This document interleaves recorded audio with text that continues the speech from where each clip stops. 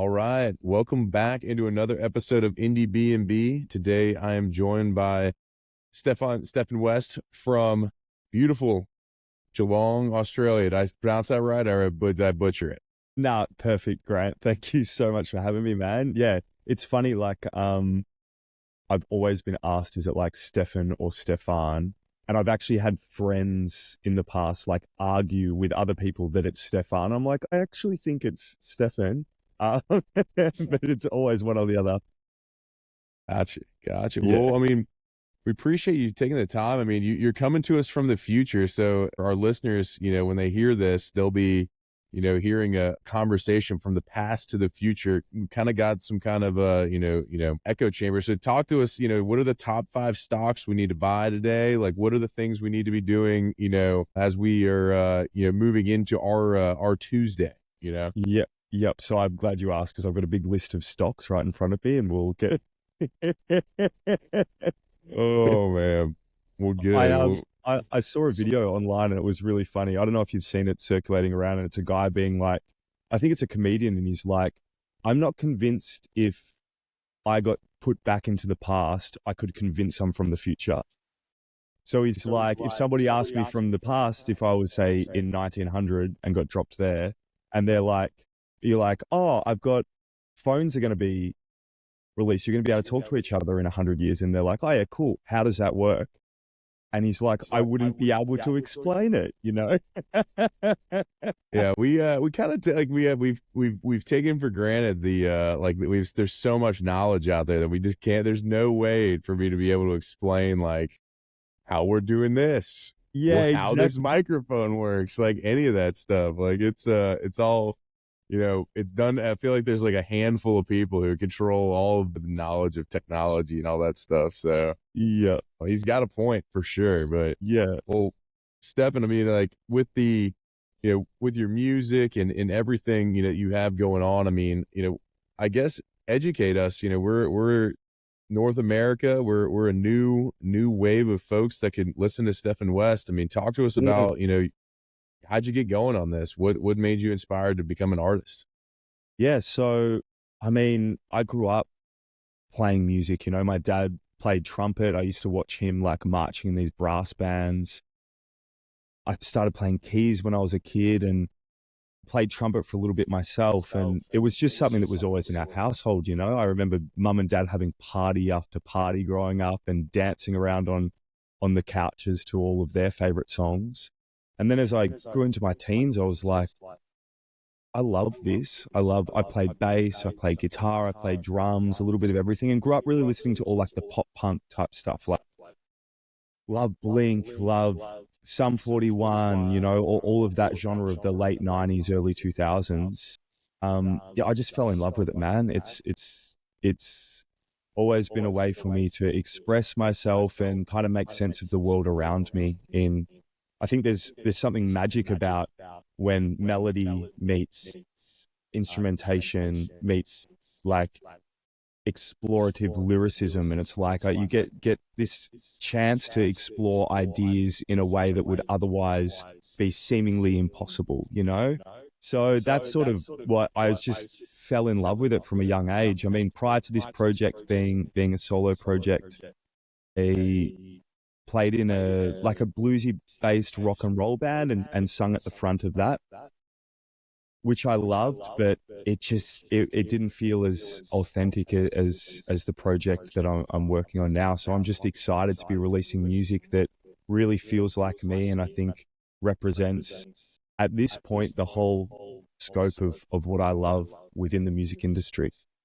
Yeah, I mean that's awesome. I mean, having the kind of the pedigree, if you will, or the having it come down from your family. I think that's something that we see a Mm. lot of, when we do these. Like it's a, it's not a, hey, I was just one day lightning struck and I wanted to play guitar. It was, I grew up with, that being around you and being in your world with your family doing it. Pretty cool. Have you played I'm sure your family gatherings are rather, musical. Like, do you guys get together and still get together and rock out together? Or like, is there like any traditions, when you guys gather up to, we got to get together and play this song, for everybody?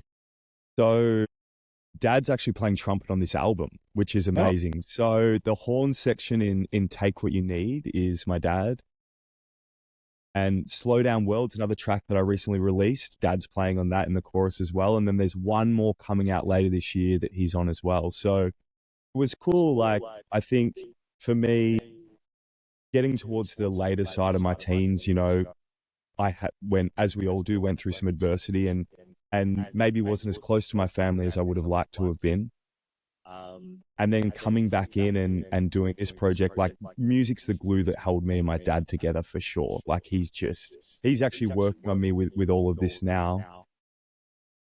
Yeah, I said to him, I was like, would you be interested in playing on this album with me? And he's like, oh my God, I'd love to. So having him in the studio and now listening to the song get airplay and talking to people like all around the world about it, I've said to him often, I'm like, God, this is a spin out. I never thought I'd get to do this with you, yeah. Really, really exciting. So That's awesome. I mean, you're getting to bring in Pops to help you with the record. I mean, that's so cool. And ultimately, I'm sure he's super excited to spend some time with you doing that. I mean, that's definitely a treat. So very cool. You mentioned Take What You Need. I mean, you guys have it's you've gotten it, kind of to a point as your most streamed song, as far as it goes on the Spotify. So like, I guess we always ask, like, why do you think that is? Like, what is it you think about it that has people kind of, coming back to it? Obviously playlists and different things, but what about the song to you, like, kind of, rings true with a lot of folks? think like firstly from a musical perspective, I just think it like kicks you in the guts in like a really good way, like that drum roll at the start of my mate Sammy Mellington who's playing drums. God, like the moment you hear the first hit, like I get shivers. I remember watching him do it. I was like, my God, that's the go. Structure wise, I think it's short. It's like the shortest song that I've got out yet. And it's just really what's the right word? Like enticing at each turn. I think all the different parts mesh really well. And then from a lyrical perspective, I think it's something that a lot of people can relate to. Like we've all sort of felt like we've been maybe taken advantage of a little bit, or we have given absolutely everything to something to the point where you're just like, look, this is all of me. Take it, take whatever you need from this. If you're looking for answers from me, I don't have them, but I'm willing to give you all that I've got. And I think that kind of resonates true. I don't know. I've felt that in so many situations in my own life, and it's hard to keep boundaries, and it's hard to or put not even keep them, just put them up to begin with, and be like, I want to step away from this. So I think in a lot of times in my life, I've found myself just yeah giving it all till I felt like I've got nothing left.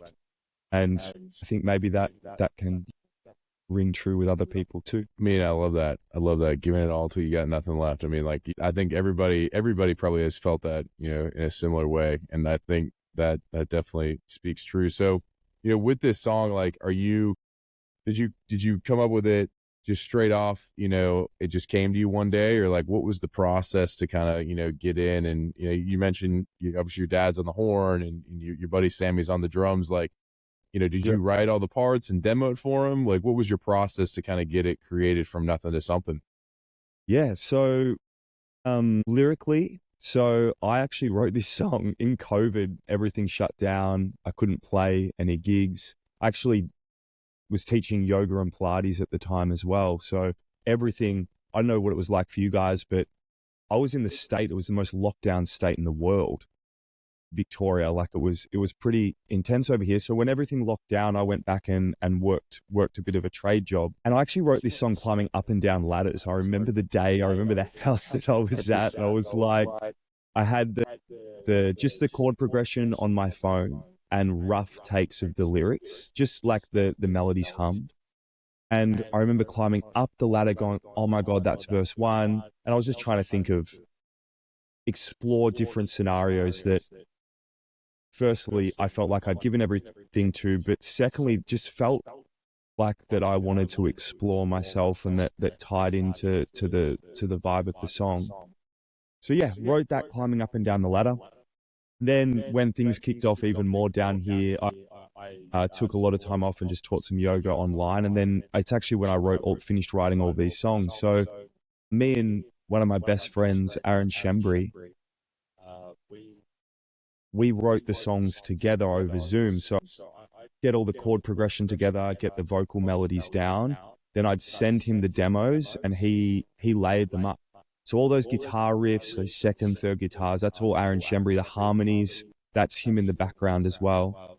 And then once that was done through COVID, once we could get back in and start recording, we bunkered down in the studio for about a week or two. I think it was 2 5-day blocks, and we just slept in the rehearsal rooms and recorded all day into the night.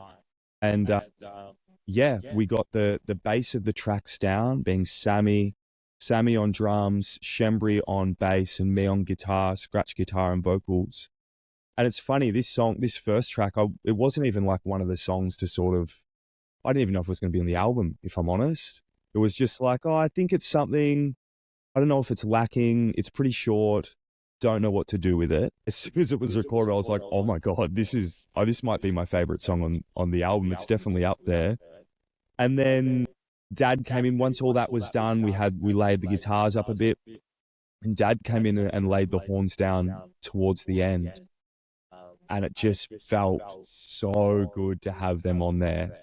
And yeah, afterwards, Chris Gatz, my producer and good friend, we just worked hard to sort of get the production right, and I just really wanted that crisp, polished sound with these songs. So yeah, that was sort of like a start to finish. It was quite a long process because of all the ins and outs of the last kind of 4 or 5 years. But I'm so stoked with how it's come up. Couldn't have been a better process. You know, hey, like, not a traditional cycle. Like, we're not going in and laying tracks down in January and it's going to be mastered.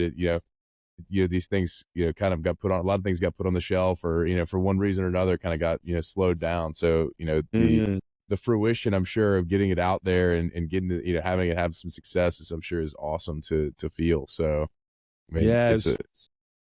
Sorry. Go ahead. No, go ahead. No, I was just going to say, it's like what you were saying about the delay. It was like one of the best times ever, that being able to sort of pause and have the freedom to just create with no outside distractions was so special. And I think it's definitely changed my perspective moving forward of what it kind of meant to create and have space to let things be, Very cool. Very cool. Well, I mean, when's the lead up? I mean, like, do you have a date for, the full release to be done? I've seen these, we've done the singles here, in 24. So what's that kind of, leading into? Yeah. So I'm actually going to do a bunch more singles. I've got another one coming out on the 25th of October, which is a very different feel. It's like piano, guitar, and myself and Shembri singing. And then after that, the one after that it feels just like Take What You Need. It's a song called Hard Times. It's huge guitar riffs at the start, horn section, a synth coming in, claps, keys, like just everything all at once, which I'm really pumped for that track. But basically, I've got another 5 singles to come out, and then the album will drop at the end of that. I'd planned on dropping the album a little earlier, but I mean, you know what it's like now in the music industry. With everything being online, I wanted to take the opportunity, having so many songs with really different feels and vibes to each of them, to sort of take the opportunity to try and build a solid and larger fan base, to be able to then tour down the track, release more music, and just build it up a lot bigger than what it is right now.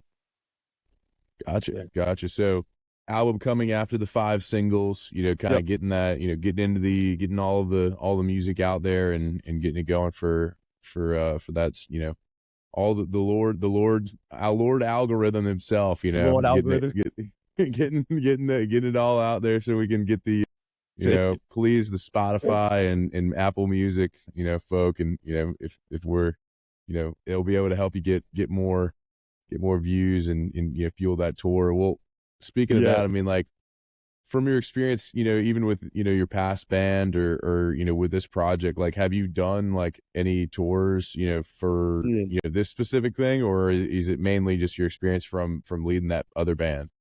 Mainly from the other band. We did a lot of East Coast tours up and down Australia. We got the pleasure of going to play overseas in New Caledonia, at a festival there, which was awesome. And it was great, man. I love it. Like, everything I'm building up to do with this project is just to tour.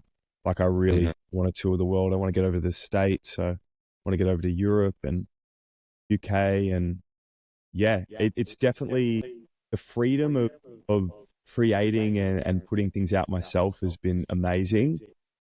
I've missed the band in some aspects, if I'm honest, like just having that camaraderie, having someone to call that's has just as much skin in the game as you and really wants to succeed. Like, I've missed a few of those things, but I'm so excited to see like what other musicians come in on this with me to really bring the live show to life and to get overseas and out there. Nice. Well, I mean, as as you get going, I mean, obviously Atlanta, come on, we're ready Yep. for you. Straight there. We'll be there front row if you're, when you get it out here. But talk me through, like, I mean, with your, within the Australian scene, like, what are some of the places that they kind of just, jump out to you as places you definitely have circled, for you in your home country to, like, really get into and go to? Yes. So we mainly did, like, when we're going up and down the East Coast, it was like Melbourne, which has some of the best venues in Australia, if not around the world. Like, the local scene up there's really, really cool. You've got venues like Cherry Bar, the Tote, the Evelyn, Yaya's. They have this sick 2 a.m. slot where it's just like a band jumps on stage at 2 a.m. in the morning and plays. Wow. Right. So, yeah, it's really cool. Go up to Sydney's. Unfortunately, it's closed now, but there was a place called Frankie's Pizza, which was just like, it was like the Cherry Bar of Sydney. Like, we supported Dizzy Reed from Guns N' Roses there back in 2018, which was freaking amazing. And then you get up to like Fortitude Valley up in Brisbane, and they've got like an epic scene up there. I've got some mates in this really cool band at the moment called Big Wheels. Like, they call it gooey golden rock and roll, and it's I don't know if it's like the hot weather up there, because we're like, where I live down here, it's really nice in summer, and then it's quite cold in winter. Not the extremes, doesn't snow or anything, but you go up north and it's really hot, and I don't know, the music almost gets a little brighter as well, from all that nice weather. But they would be the main areas. It's been cool after in the last couple of years. So many more acts have started touring regionally as well. So down in Geelong, we've got the Torquay Hotel, and which, I don't know if you've ever seen like the Torquay Surf Beach. They do like the Rip Curl Pro, like for surfing and everything down here. It's apparently one of the, I don't surf, my girlfriend does, but I don't know, the water's a bit too crazy for me at times. But I'm right there with you. There's no dude, everything's trying to no eat you. surfing going on over here. I can tell you that. It's funny, she goes to this group called what's it, Saltwater Sisters, and one of the girls said, "Oh, what's your boyfriend doing?" And she's like, "Oh, he's playing today, but he's afraid of sharks, so he doesn't really get in the water much." And her friend looked at her and she goes, "That's a very fair fear. I'm also very afraid of sharks." Wild. But yeah, they're like, so like Torquay Hotel's getting some of the biggest acts down there now as well, and same with Barwon Club. So we're seeing like the town that I live in now, like I was in Melbourne until a couple of years back. The scene down here's just grown huge as well. Like, there's so many amazing artists, and I think the expansion of the internet, like you said, like it's not a new thing, but God, it feels so expansive to be able to create music and get in touch with the rest of the world. It's like no town is too small anymore. It's so rad to be a part of the industry now, Yeah, it's really cool. I mean, it amazes me every time, even doing this, like, it amazes me the people that reach out to me. I'm doing, this with you today, but I think next Wednesday I'm doing somebody from Italy, like I'm getting I don't know how the language barrier is going to go. I don't know what's going on. I was confident tonight. I was like, I know they speak a form of English I can understand, but we'll be in good shape. But yeah, I mean, it's expand. Do you ever look at your Spotify, kind of just the spread of like where people are who are listening, and like, I mean, what's the wildest thing on there? Man, the wildest thing, like Take What You Need had heaps in the States, which I was so pumped about because like I said, I really want to get over there. Oh, can't wait to get over there. Yeah, all the little countries, like even the single that I released a couple of weeks ago, Paint Me How You See Me, just like Poland popped up heaps and all these other countries that I was just like, who the hell is listening? Oh, like, I was looking at it and I was actually with my parents and I showed my mum. She's like, what are you looking at? And I was like, these are everywhere that's listening to my songs. She's like, how do you even know that? I'm like, well, it's trackable, but I know it's crazy, isn't it? Very cool. Very cool. It blows my mind that, yeah. And just even like, I do a bit of advertising online and just different people from different countries messaging and just being like, hey, I'm listening. This is where I'm from. And I'm like, it's very, very cool to be able to, reach so many parts of the globe. Yeah. Crazy. Awesome. Places to find new eyeballs. So, I mean, do you have any plans for, music videos? Do you have some out already? Like, what's anything going on there? So everything at the moment has been like what you said for Dr. Algorithm. So I've just been focusing on short form content. So we've been like filming a bunch at the moment. Very grateful. My girlfriend, she was in real estate photography, and you wouldn't think it would, I was going to say transfer across, but God, she's just got the best eye. And we have so much fun together. So we've been filming a bunch. I'd like to, in the next 6 months, start to get some longer versions of the songs out visually. It's just kind of picking the routes I want to go down that I feel will be best in each moment. So right now it's all the shorter stuff, and to be honest, I'm having so much fun with it now. Like there's so much negative conversation around online and lots of good memes about how everyone has to be a content creator now. But if you can find a sweet spot with somebody that you have a good time with, far out, it's fun just making things that look cool and exploring how to show the songs in new ways. I mean, everyone's always had to scream at the top of their lungs about their art. It's just we didn't have to do it in front of a phone before. So it's cool to, I edited one this morning and I got so pumped because it almost feels like it's not the same as writing a song because I get way more excited the exploration of that. But something clicked and it was this video because you feel like you've beaten a dead horse sometimes. You're like, how could I do this differently? And something clicked this morning and I got so excited. I caught myself how excited I was and I was like, oh, this is fun now. It wasn't fun for a long time. So we'll see if Dr. Algorithm is kind to me. I hope he is. But yeah. That's interesting. I mean, like we've talked to the few and like, again, like, it bemoans the kind of the culture of you have to do, it's, not as much about music anymore, but now it's kind of like you have to get creative on, people have been screaming for a long time. Now you have a platform where you can scream and, try to figure out the best way to get the most eyeballs. And I think, I've found people and, funny enough, people have come on this show because of like something I saw when I was scrolling reels during our, using our Instagram for this show. Like, they put out some clever content. I like started following them and then they, happened to, work with a PR person that we work with quite a bit. And then I was like, hey, like I know them through their Instagram, actually. Like they're really good. Like, can we get them on the show? It's Divine Sweater here in the States. And like, I mean, just a, really funny how like I asked her about that strategy and it's like, yeah, like we're trying to, do the things that, Lord Algorithm loves to get more eyeballs. And I was like, look, I think you're doing the right stuff because it's clever and fun. And like, I think, it's another way to just get, you talk about your art in a new kind of fashion. But, I'm glad to hear that you're excited about it. I'm excited to, get more in the content, dive in deeper into your content. Let's get some, get more hours in on it. So I'm excited to hear and see some more from you. But, with that, like I think, speaking of short form content, let's get into some short form questions. Pete Peterson's party pack of questions. It'll be 20 questions right in a row. If there's something you don't understand or what it is, I will be happy to clarify it, because these may be a little Americanized. I don't know. Yeah. We don't get a lot of international guests. Get a fair share, but not as many. So let me know if I need to help or repeat something. But it's 20 questions right in a row. Pete Peterson's party pack of questions. First question, starting off, cake or pie? All right. Good. Is the pie, are they sweet pies though?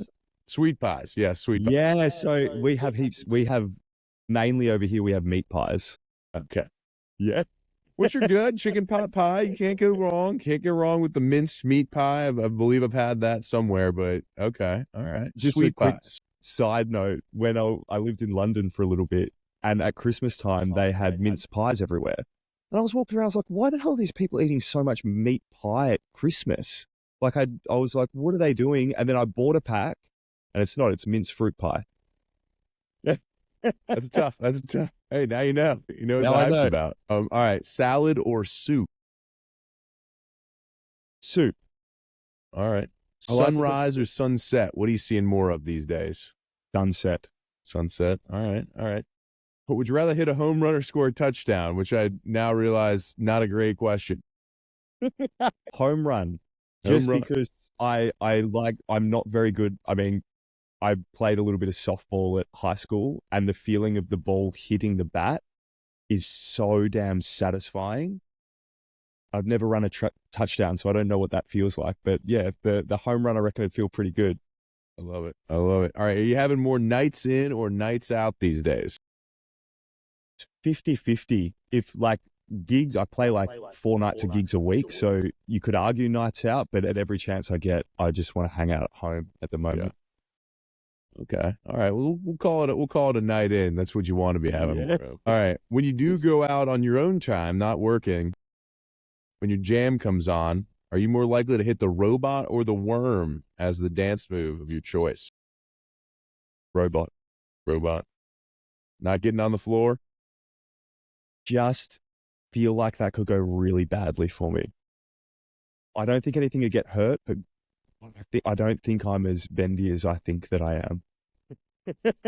You're a yoga instructor. What do you mean? Yeah, and I still don't think so. I'm pretty heaps of guys that I know are like, oh, I'm too stiff to come to yoga. I'm like, dude, same, but I'm teaching. Come on in.